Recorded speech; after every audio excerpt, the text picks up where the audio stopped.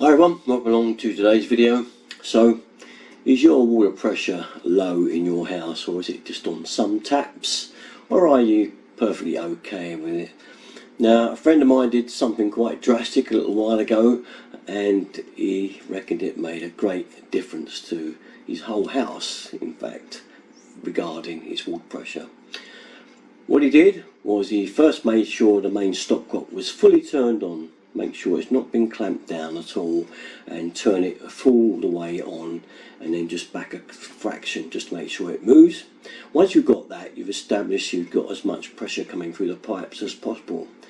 Then what he did might seem a bit drastic after that, but wherever he found one of these, our friend the isolation valve, yes, these, and he removed them, took them all off, and just fitted couplings in their place. Also, where he found flexes like these, once again, small hole, reducing the pressure, he took them off. Now, some of the taps he had also were reducing pressure, because if I show you this tap here, it's just the body of a tap, but you can see these tiny flexes here, so small, and that reduces the pressure gets reduced incredibly. Well, pressure, we say pressure, but we mean the water flow through.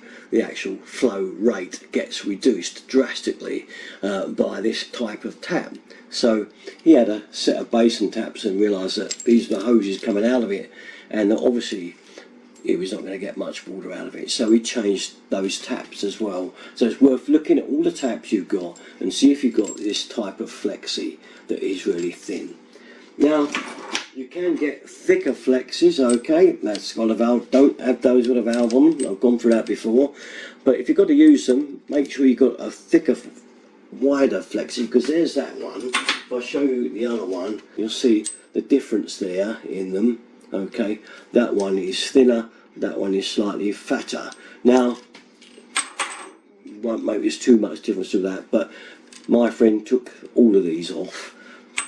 Toilet cistern had a flexi on it, flexes were everywhere, removed them all and did it in copper pipe and plastic pipe. You can use push fit plastic pipe if you want to, it's easier to work with to replace it to the taps. But I say the other problem is if you've got those taps with those towels on them, these really thin towels, then you know that is it. You're never going to get round that one.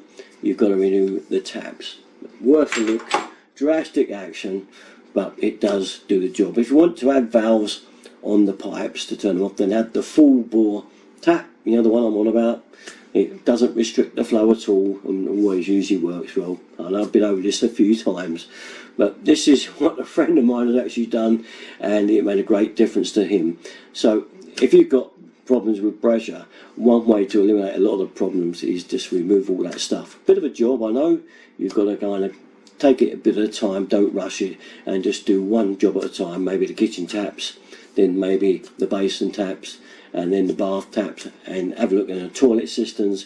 If they got flexes on, which they more likely have, and those ones with valves, take them all off and redo them either in copper if you're capable. I know doing copper is harder work, but it looks nicer.